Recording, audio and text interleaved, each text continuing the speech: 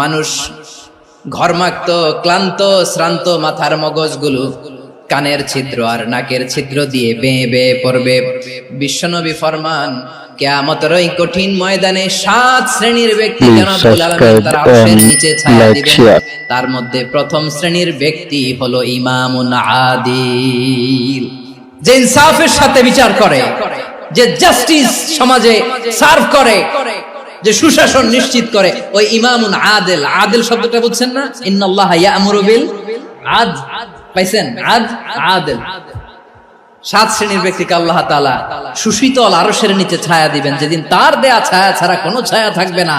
এর প্রথম হচ্ছে ইমামুন আদিল, ন্যায়পরায়ণ শাসক। চিল্লায়া বলেন সুবহানাল্লাহ।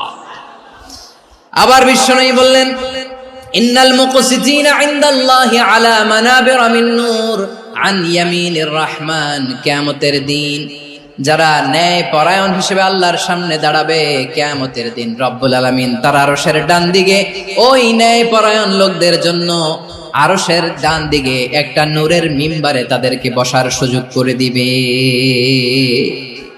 আল্লাহর আরশের ডান দিকে ন্যায় পরায়ণ লোকদের জন্য আল্লাহ তাআলা নূরের মিম্বার বানাবে। 4টে কেন কথা মনে করেছেন? আল আদাল, জাস্টিস। ইন্নাল্লাহা ইয়া'মুরু বিল আদল। আল্লাহ তাআলা এই আদালতের নির্দেশনা দেন, সুবিচার, সুশাসন। প্রিয় ভাইরা, এটা আমরা বাংলাদেশে চাই কি চাই না? এই যে অরাজকতা, এই যে অন্যায়, এই যে জুলুম, এই যে ইনকনসিস্টেন্সি সমাজের অসঙ্গতির প্রধান কারণ জাস্টিস নাই, সুবিচার নাই, সুশাসন নাই। শেষবারের মতো আওয়াজ করে বলেন তো, আমরা বাংলাদেশে আদল চাই কি চাই না? তাহলে প্রথম নির্দেশনা শেষ। আল্লাহ তাআলা তোমাদেরকে আদলের আদেশ দেন। এরপরে আল্লাহ বললেন, আমি তোমাদেরকে ইহসানের আদেশ দেই। ইন্নাল্লাহা ইয়া'মুরু বিল আদলি ওয়াল ইহসান। আমি তোমাদেরকে যেমনি আদলের নির্দেশনা দেই, তেমনি ভাবে তোমাদেরকে ইহসানের নির্দেশনা দেই। ইহসান, আওয়াজ করে সবাই বলেন তো ইহসান। ইহসান মানে কারো প্রতি সফট হার্টেড হওয়া, মহানুভব হওয়া, অনুগ্রহ পরায়ণ হওয়া, অনুগ্রহশীল হওয়া, একে অপরের প্রতি দয়াদ্র হওয়া। একে অপরের প্রতি দয়াদ্র, অনুগ্রহশীল হওয়া ছাড়া মানবিক সমাজ কশিনকালেও গঠন করা সম্ভব না। প্রিয় ভাইরা, সুন্দর আচরণ দিয়ে, ইহসান দিয়ে যা জয় করা যায়, নরম আচরণ দিয়ে যেটা অর্জন করা যায়, কঠোরতা দিয়ে সেটা পারা যায় না। বিষ্ণু ঈসা ইসলাম ইহসান দিয়ে, কোমল আচরণ দিয়ে, তার অনুগ্রহ দিয়ে তিনি অনেক কাফিরের হৃদয়কে জয় করে ফেলেছেন। সাইয়েদনা সুমামা ইবনে উসাল রাদিয়াল্লাহু তাআলা আনহুর কথা মনে পড়ে যায়। তিনি ছিলেন ইয়ামামার বাদশা। মদিনাতে বিশ্বনবীকে হত্যা করার নিয়তে এসেছিলেন। গোপনে গোপনে বিশ্বনবীকে হত্যা করে আবার ইয়ামামাতে তিনি ফিরে যাবেন। কিন্তু কি অবাক করা কাণ্ড, হত্যা করতে পারে নাই, সাহাবাদের হাতে তিনি ধরা পড়ে গেলেন। সাইয়েদনা সুমামা ইবনে উসাল রাদিয়াল্লাহু তাআলা আনহু হত্যার নিয়তে আসলেন, কিন্তু হত্যা করতে পারলেন না। সাহাবারা ওনাকে ধরে ফেললেন, ধরে মসজিদে নববীর পিলারের মধ্যে বেঁধে রাখলেন।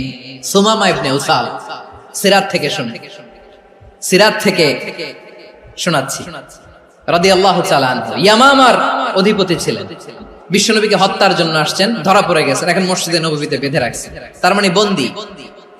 এখন স্ট্যাটাস কি? বন্দী, ক্যাপ্টিভ।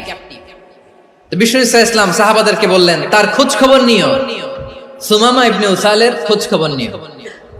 সাহাবারা বলেন, ইয়া রাসূলুল্লাহ, আপনাকে হত্যা করতে এসেছে, তার তো কঠিন ক্যাপিটাল পানিশমেন্ট হওয়া দরকার, কঠিন শাস্তি হওয়া দরকার। বিশ্বনবী বললেন, না, আমি যেটা জানি তোমরা সেটা জানো না, তোমরা সুমামার সাথে ভালো আচরণ করো। বিশ্বনবী সুমামার কাছে গেলেন। প্রথম দিন যে তিনি কালেমার দাওয়াত দিলেন, ইমানের দাওয়াত দিলেন, ইসলামের দাওয়াত দিলেন, রিসালাতের দাওয়াত দিলেন, আখিরাতের দাওয়াত দিলেন। পরের দিন যে বিশ্বনবী সালাতের দাওয়াত দিলেন, যাকাতের দাওয়াত দিলেন, ইসলাম কি, কিভাবে, কেমন করে পালন করতে হয় চমৎকার আর্টিকুলেট করতে শুরু করলেন। তন্ময় হয়ে সুমামা ইবনে উসাল রাদিয়াল্লাহু তাআলা আনহু বিশ্বনবীর কথাগুলো শুনতে আরম্ভ করলো।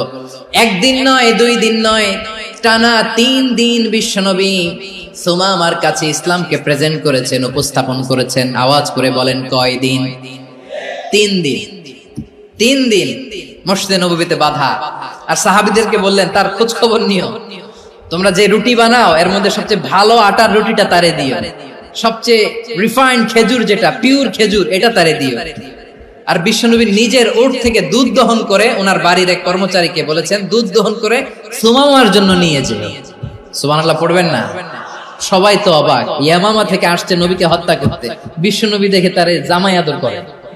একদিন নয়, 2 দিন নয়, টানা 3 দিন বিশ্বনবী এভাবে সুমামার কাছে যেয়ে ইসলামকে প্রেজেন্ট করতে আরম্ভ করলেন, ইসলামকে উপস্থাপন করতে শুরু করলেন। আর তাকে চমৎকার এন্টারটেইনমেন্ট আপ্যায়ন দিতে আরম্ভ করলেন। টানা 3 দিন যখন ইসলামের দ্য বিউটিজ অফ ইসলাম, ইসলামের সুমহান বাণী সৌন্দর্য তার কাছে উপস্থাপন শেষ, তাকে আপ্যায়ন শেষ, বিশ্বনবী বললেন সাহাবাদেরকে যাও এবার সুমামার হাতের পায়ের রশি দুটো খুলে দাও। সাহাবারা তর্ক জুড়ে দিলেন, লা ইয়া রাসূলুল্লাহ, এমনটা করবেন না, তো ভয়ঙ্কর ভয়ঙ্কর খুনি, কি জানি কি হয়ে যায়। বিশ্বনবী বললেন না, তার হাতে পায়ের রশিগুলো খুলে দাও। সাহাবারা বিশ্বনবীর কথা মতো তার হাতে পায়ের রশিগুলো খুলে দিল। সুমামা মুহূর্তের মধ্যে মসজিদে নববী থেকে বের হয়, ইয়ামামায় ফিরে না যে মসজিদে নববীর পাশে একটা খেজুর বাগান ছিল সেখানে চলে গেলেন।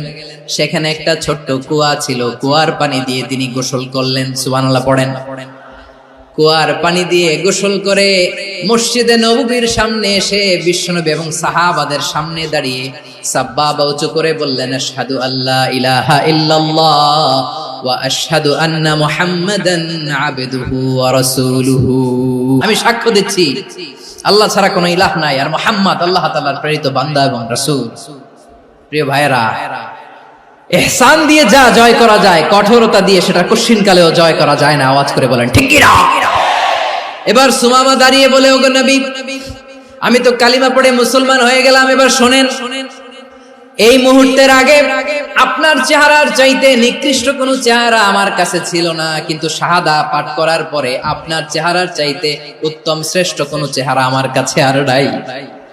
ও নবী, আজকের দিনের আগে ইসলাম ধর্মের চেয়ে নিকৃষ্ট অপছন্দনীয় কোনো ধর্ম আমার কাছে ছিল না, কিন্তু এই মুহূর্ত থেকে ইসলামের চেয়ে সেরা শ্রেষ্ঠ পছন্দনীয় কোনো ধর্ম আমার কাছে নাই। নবী গো, আজকের দিনের আগে মদিনার চাইতে অপছন্দনীয় নিকৃষ্ট কোনো শহর আমার কাছে ছিল না, কিন্তু এই মুহূর্তের পর থেকে মদিনার চাইতে কোনো শ্রেষ্ঠ শহর আমার জানা নাই। সে ছিল গমের বড় ডিলার, গম বেচতো। কি বেচতো? তার গম কিনে মক্কার লোকেরা রুটি খাইতো। সে ঘোষণা দিল, আজকে থেকে মক্কাবাসীদের জন্য সব গম আমি হারাম করে দিলাম, মক্কাবাসী এখন না খেয়ে মরে। সুবহানাল্লাহ পড়বেন না? মক্কাবাসী বিশ্বনবীর কাছে আসলেন, এসে বললেন, মুহাম্মদ, আমরা তো তোমার ভাই, তোমার চাচা, তোমার ভাতিজা, তোমার আত্মীয়, তুমি সুমামারে বলো সে যেন আবার গমের সাপ্লাই মক্কার জন্য অনুমতি দিয়ে দেয়। বিশ্বনবীর অনুমতি ক্রমে সুমামা আবার মক্কাতে গম পাঠাতে শুরু করলো। পড়েন সুবহানাল্লাহ। ইহসান, ইহসান দিয়ে আপনি যেটা জয় করতে পারবেন, you can win the heart of your enemies. ইহসান দিয়ে আপনি আপনার শত্রুর হৃদয়কে জয় করতে পারবেন।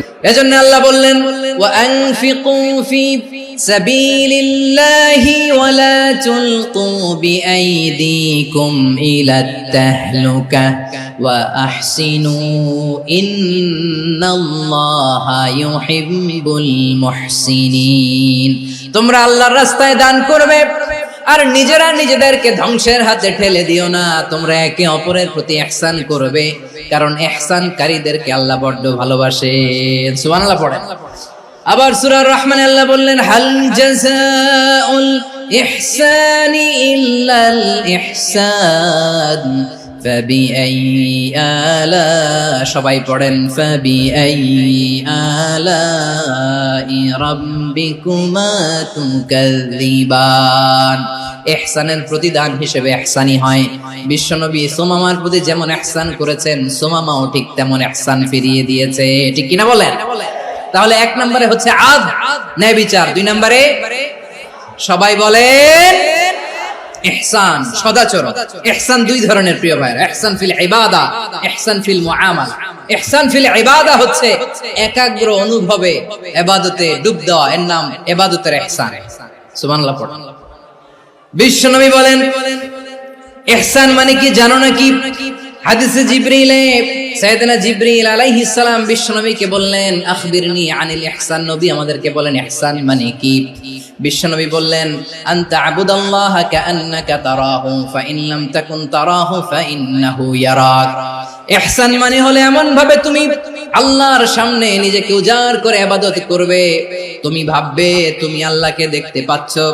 আর এটা যদি ভাবা তোমার জন্য কঠিন হয়ে যায়, অন্তত এতটুকু তুমি ভাববা যে আল্লাহ তোমাকে দেখতে পাচ্ছেন। ঠিক কিনা বলেন?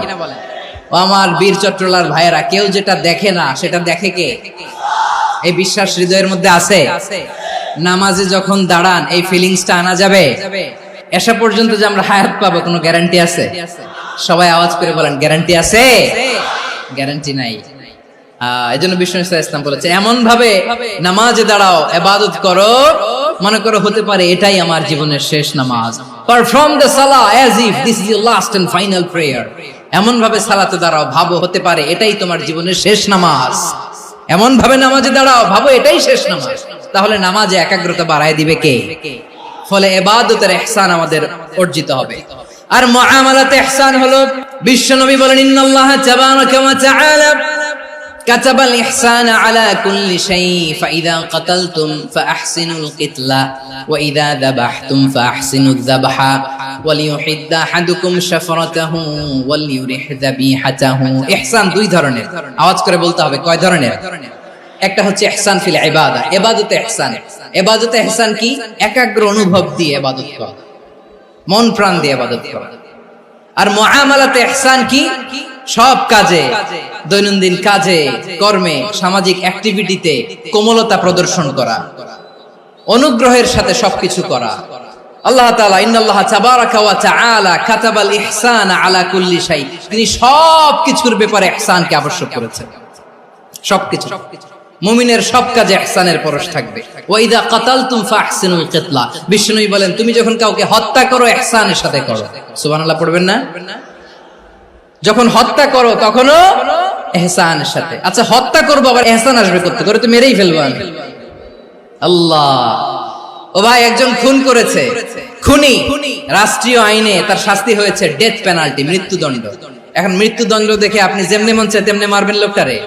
ওর নাক কেটে ফেলতে পারবেন? ওর কান কাটতে পারবেন? ওর চোখ উপড়ে ফেলতে পারবেন আপনি? যেমন মন চায় তার অঙ্গহানি করা যাবে না। ইহসানের সাথে তাকে হত্যা করো। সুবহানাল্লাহ, this is Islam, this is the true essence of Islam. ওয়া ইযা যাবাহতুম ফাহসিনু যাবহা, যখন জবাই করবে তখনও ইহসানের সাথে জবাই করো। করব জবাই, ওইখানেও নাকি ইহসান।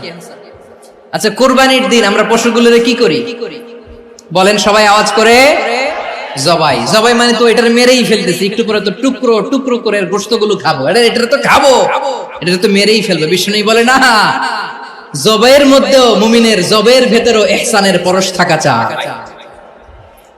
যখন জবাই করবে প্রাণীটাকে হাত পা টাইট করে বেঁধে নাও, ছুরিটাকে শার্পেন করে নাও, ধারালো করে নাও, যাতে অল্প সময়ে জবাইটা হয়ে যায়, প্রাণীটা যাতে কম কষ্ট পায়। সুবহানাল্লাহ পড়ে। দিস ইজ কল্ড ইহসান। আল্লাহ তাআলা যেমনি আদলের আদেশ করেছেন, ন্যায় বিচার, জাস্টিস এনশিওর করতে বলেছেন, সমাজে ইহসানের ব্যবহার, ইহসানের অনুশীলন তিনি করতে বলেছেন। এজন্য মুমিনের প্রতিটি কাজে, আমার চট্টগ্রামের ভাইয়েরা আমার দিকে তাকান, খেয়াল করে শুনুন, মুমিন জীবনের প্রতিটি কাজে ইহসানের পরশ থাকা চাই। আমরা যেন আমাদের পরিবারের প্রতি ইহসান করি, আমরা যেন আমাদের কর্মচারীদের প্রতি ইহসান করি, আমরা যেন আমাদের কলিগদের প্রতি ইহসান করি, আমরা যেন আমাদের ভাইদের প্রতি ইহসান করি। মুমিন জীবনের প্রতি কাজে ইহসানের পরশ থাকার দরকার আছে না নাই? কথা বুঝতে পেরেছেন? তাহলে আল্লাহ তাআলার তিনটা আদেশ ছিল, কয়টা গেল? প্রথমে কি ছিল? আদল। দুই নম্বরে, তিন নম্বরে রব্বুল আলামিন বললেন ওয়া ইতাইদিল কুরবা, নিকটাত্মীয়দেরকে দান করো। নিকট আত্মীয়দেরকে দাও, যারা তোমাদের ব্লাড কানেকশনের আত্মীয় তাদেরকে তোমরা দাও।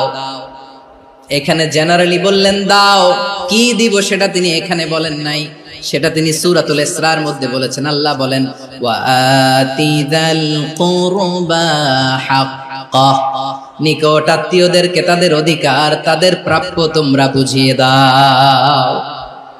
দেখেন, একটা শান্তির সমাজ, একটা সমৃদ্ধ সমাজ, একটা মানবিক সমাজ গঠনের জন্য আল্লাহ তাআলা বেশি না মাত্র 3টা অর্ডার, 3টা ভার্ডিক্ট তিনি জারি করেছেন। 1 নাম্বার সুশাসন, ন্যায় বিচার। 2 নাম্বার ইহসান। 3 নাম্বার নিকটাত্মীয়, যারা কাছের, তোমার ভেরি ক্লোজ রিলেশনশিপে আছে, তাদেরকে দাও। দাও, দিলে বাড়িয়ে দেয় কে? অনেকে দিতে চায় না, কৃপণতা করে। দিলে বাড়ায় দেয় কে? ও মিয়া, মদিনার মধ্যে সবচাইতে গরিব সাহাবী ছিল বেলাল রাদিয়াল্লাহু তাআলা আনহু। ওনার এন্টায়ার অ্যাসেট, সম্পদের পরিমাণ কতদূর জানেন? একটা লুঙ্গি। বেলাল রাদিয়াল্লাহু তাআলা আনহু, ওনার টোটাল ওয়েলথের এস্টিমেশন হচ্ছে মাত্র একটা লুঙ্গি। একটা লুঙ্গি, টোটাল ওয়েলথ এস্টিমেশন, টোটাল সম্পদের পরিমাণ বেলাল রাদিয়াল্লাহু তাআলা আনহুর কি ছিল? ওই বেলাল রাদিয়াল্লাহু তাআলা আনহুকে বিষ্ণু ইসলাম বলেছেন, আনফিক ইয়া বেলাল, ও বেলাল তুমিও দাও। ওয়ালা তাখশা মিন যিল আরশি ইখলালা, আরশের অধিপতির তো কোনো ঘাটতি নাই, তুমি দিলে ওই আল্লাহ তোমারে বাড়ায় দিবে। এজন্য আমার প্রিয় ভাইয়েরা, দিলে কমে না, দিলে বাড়ে। অনেকে ধরে রাখে, নতুন কিছু নিতে পারে না, হাত দিয়ে যেটা ধরে রেখেছেন এটা দিয়ে দেন, বড় একটা ধরার সুযোগ পাবেন। জোরে বলেন ঠিক কিনা? রাব্বুল আলামিন বললেন 3 নাম্বার আদেশ হলো তোমাদের প্রতি সমাজটারে কেমন করে মানবিক সমাজ, সুন্দর সমাজ গড়বা। 3 নাম্বার আদেশ হলো ওয়াআতিদাল কুরবা হাক্কা, নিকটাত্মীয়দেরকে তাদের প্রাপ্য বুঝিয়ে দাও। এই নিকটাত্মীয়দেরকে তাদের অধিকার বুঝিয়ে দেওয়া, প্রাপ্য বুঝিয়ে দেওয়াতে আমাদের গাফলতি আছে না নাই? অনেকে দেখবেন অনেক আল্লাহওয়ালা, তাহাজ্জুদ গুজার, সেজদা দিতে দিতে কপালে কালো দাগ ফেলে দিছে, সে তার বোনের হকটা আদায় করে নাই, আছে না নাই? অনেক বড় হাজী সাহেব, বিশাল লম্বা দাড়ি, ছেলেরে সব দিয়ে দিছে, মেয়েরে কিছু দেয় নাই, মেয়ের হক আদায় করে নাই, আছে না নাই? এই হাজী সাহেবেরা, এই আল্লাহওয়ালারা কিয়ামতের ময়দানে আটকে যাবে। আপনি অন্যের অধিকার নষ্ট করেছেন, তাদের রাইটস কে ভায়োলেট করেছেন। এজন্য আল্লাহ তাআলা বলেন, কারো অধিকার যদি কেউ নষ্ট করে, ওই সমাজটা মানবিক সমাজ কঠিনকালেও হতে পারে না। এজন্য 3 নম্বর আল্লাহ বললেন, ওয়া ইতা ইদিল কুরবা, নিকটাত্মীয়দেরকে দাও। কি দিবা? তাদের অধিকার দিয়ে দাও। বোনের অধিকার বুঝিয়ে দাও, মেয়ের অধিকার বুঝিয়ে দাও, ফুফুর অধিকার বুঝিয়ে দাও। দেখবেন অনেক মায়েরা ছেলের পাতে মুরগির রান দেয়, মেয়ের পাতে দেয় মুরগির ঠ্যাং। তো মেয়ের কি মুরগির রান খেতে মনে যায় না? মনে যায় না? এমনটা করা যাবে না। নিকটাত্মীয়দেরকে অধিকার দিয়ে দাও, নিকটাত্মীয়ের সাথে সুসম্পর্ক রাখো। আদেশটা কার? এজন্য প্রিয় ভাইয়েরা, জীবনে যদি বারাকা অর্জন করতে চান, নিকটাত্মীয়দের সাথে সুসম্পর্ক রাখতে হবে, তাদের জন্য উপহার পাঠাতে হবে। বিশ্বনবী বলেন, লা ইয়াদখুলুল জান্নাতা কাতে, যে ব্যক্তি আত্মীয়তার সম্পর্ককে ছিন্ন করে দেয়, সে কঠিন কালেও আল্লাহর জান্নাতে ঢুকবে না। আপনি কি এটারে সহজ হাদিস মনে করছেন? এটা সহজ কথা। আপনি ভাবছেন আপনার নামাজ আপনারে বাঁচাতে পারবে, আপনার রোজা বাঁচাতে পারবে, আপনার তাহাজ্জুদ আপনারে বাঁচাতে পারবে? অধিকার নষ্ট করলে কিছুই আপনারে বাঁচাতে পারবে না। এজন্য নিকট আত্মীয়দেরকে দিতে হবে বেশি বেশি। বিশ্বনবী বলেন, ইন্না সাদাকাতা আলাল মিসকিনি সাদাকা ওয়া আলা যির রাহিমি ইসনাতান সাদাকাতুন ওয়া সিলা। মিসকিন রে দান করলে শুধু দানের সওয়াব হয়, নিকট আত্মীয়কে দান করলে 2টার সওয়াব হয়, সাদাকার সওয়াব হয়, আবার আত্মীয়তার বন্ধন অটুট রাখার সওয়াব হয়ে যায়। আবার বিশ্বনবী বললেন, মান সাররাহু আইয়ুবসাতা লাহু ফি রিজকিহি ওয়া ইনসালাহু ফি আসারিহি ফালইয়াসিল রাহিমা। যে ব্যক্তি তার রিজিকের প্রশস্ততা চায় আর হায়াতে বরকত চায়, সে যেন তার আত্মীয়ের সাথে সুসম্পর্ক রাখে। আমার প্রিয় চট্টলার ভাইয়েরা, আমাদের রিজিক বাড়ুক, এটা আমরা চাই কি চাই না? সবাই চান? হ্যাঁ, আমাদের রিজিকে প্রশস্ততা আসুক, চাই কি চাই না? আমাদের হায়াতে বরকত আসুক, আমরা চাই কি চাই না? এই 2টা যদি চান, তাহলে নিকট আত্মীয়দের সাথে সুসম্পর্ক রাখবেন। পারবেন? তাহলে সমাজটারে মানবিক সমাজ বানায় দিবে কে? 3টা আদেশ চলে গেল। 1 নম্বরে কি ছিল? 2 নম্বরে, 3 নম্বরে নিকটাত্মীয়দেরকে দান। আল্লাহ তাআলা 3টা জিনিসের যেমনি আদেশ করেছেন, অনুরূপ ভাবে 3টা বিষয় তিনি বারণ করেছেন, নিষেধ করেছেন, ওগুলোর কাছেও যাওয়া যাবে। রাব্বুল আলামিন বলেন, ওয়ায়ানহা আনিল ফাহশাই ওয়াল মুনকারি ওয়াল বাগি। আমি যেমনি তিনটি বিষয়ে আদেশ করলাম, অনুরূপভাবে তিনটি বিষয়ে বারণ করলাম, নিষেধ করলাম। আমার 1 নাম্বার নিষেধাজ্ঞা হলো অশ্লীলতার প্রতি। ফাহশা ওয়া ইয়ানহা আনিল ফাহশা, আল্লাহ তাআলা অশ্লীলতাকে নিষেধ করেছেন। কোন জিনিসকে? সবাই বলুন, কোন জিনিসকে? যত ধরনের, যত টাইপের, যত ক্যাটাগরির অশ্লীলতা হতে পারে সব অশ্লীলতাকে হারাম করেছেন কে? ফাহশা মানে কি? কথায়, কাজে, আচরণে, কমেন্ট, ফেসবুকের কমেন্টসে যত ধরনের নোংরামো আছে, যত ধরনের অশ্লীলতা আছে, এটাকে আরবিতে বলে ফাহশা। রাব্বুল আলামিন বলেন, কুল ইন্নামা হারামা রাব্বিয়াল ফাওয়াহিশা মা যাহারা মিনহা ওয়া মা বাতান।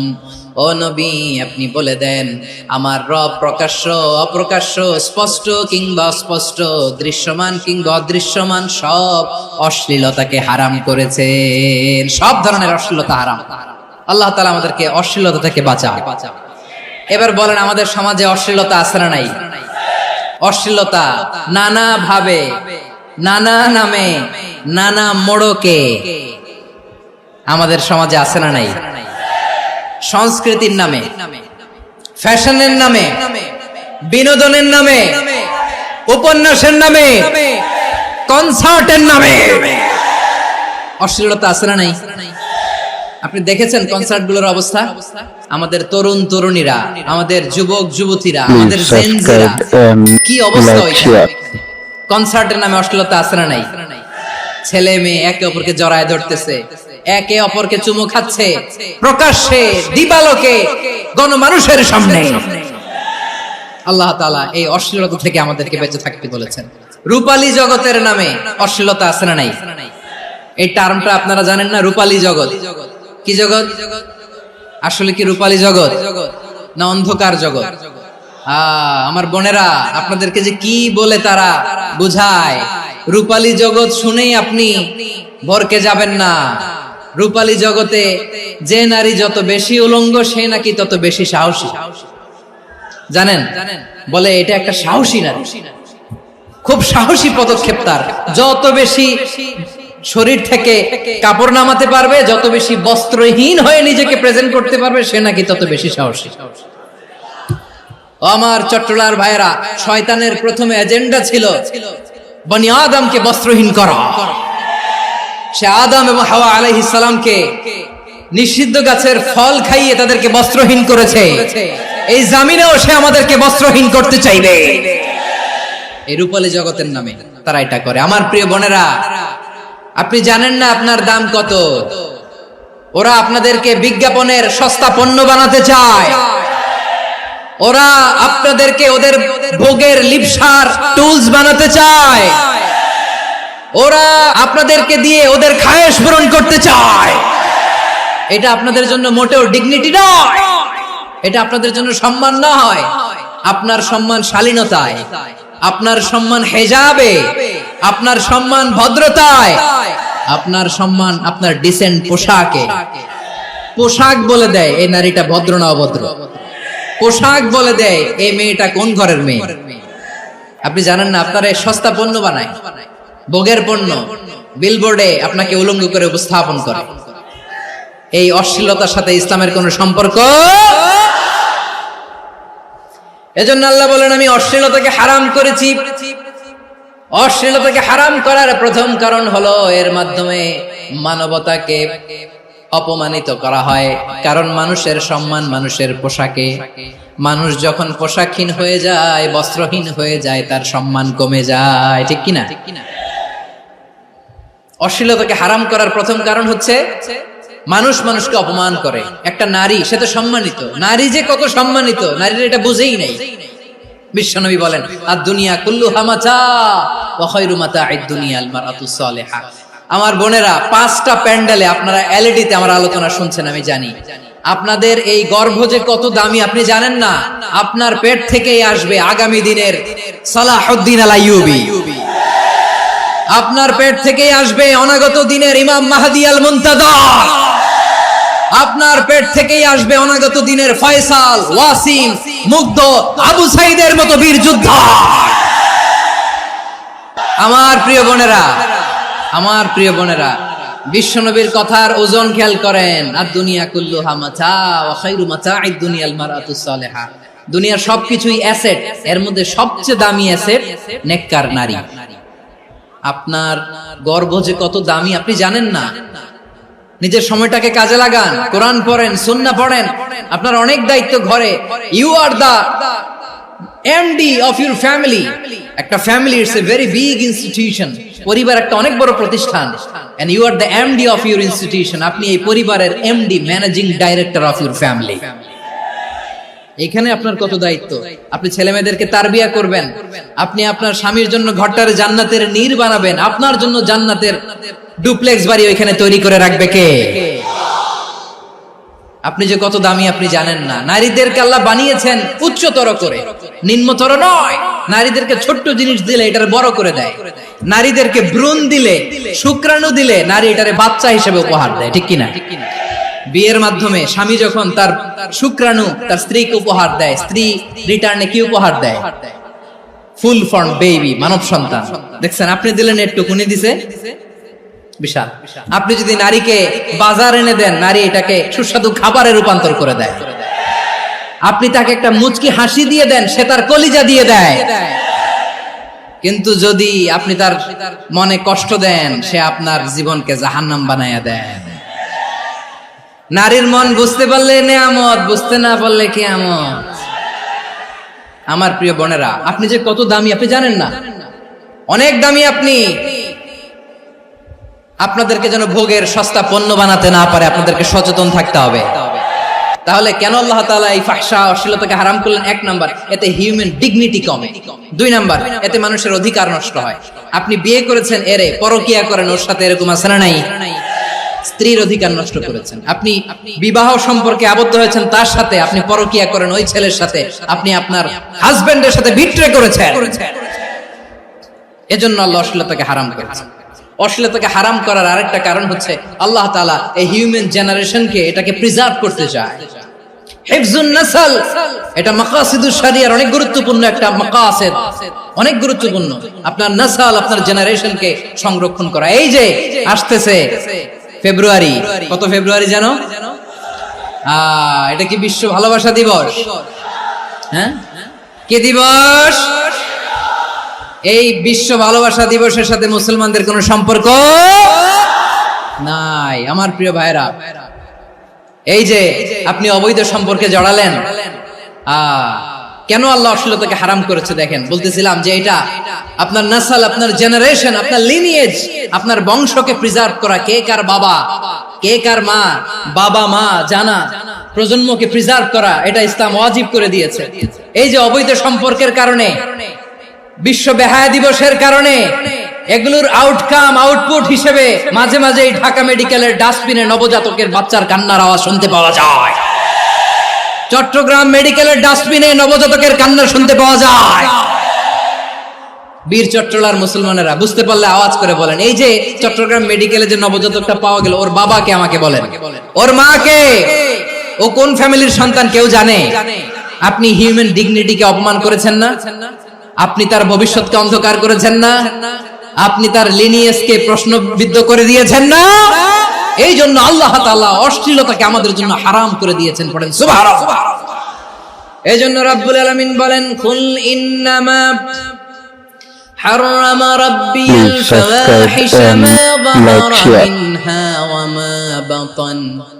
প্রকাশ্য অপ্রকাশ্য সব অশ্লীলতাকে হারাম ঘোষণা করে দিয়েছে কে? আবার দুনিয়ার বুকে যারা অশ্লীলতার প্রসার করে তাদের জন্য শাস্তি মজুদ রেখেছে কে? রাব্বুল আলামিন বলেন, ইন্নাল্লাযীনা ইউহিব্বুনা আন তাশিআল ফাহিশাতু ফিল্লাযীনা আমানু লাহুম আযাবুন আলীমুন ফিদ দুনিয়া ওয়াল আখিরাতি ওয়াল্লাহু ইয়ালামু ওয়া আনতুম লা তা'লামুন। নিশ্চয়ই যারা বিশ্বাসীদের মাঝে অশ্লীলতার প্রচার প্রসার করতে চায় তাদের জন্য আমি মর্মন্তুদ শাস্তি প্রস্তুত করে রেখেছি, দুনিয়াতেও রেখেছি, আখিরাতেও রেখেছি। ঘোষণাটা কার? যারাই নাটকের নামে, সিনেমার নামে, রূপালী জগতের নামে, মুভির নামে, ওটিটি প্ল্যাটফর্মের নামে আমার সমাজে অশ্লীলতা ছড়াতে চায়, তাদের জন্য কঠিন মর্মন্তুদ শাস্তি মজুদ রেখে দিয়েছে কে? ও আমার বোনেরা, এখন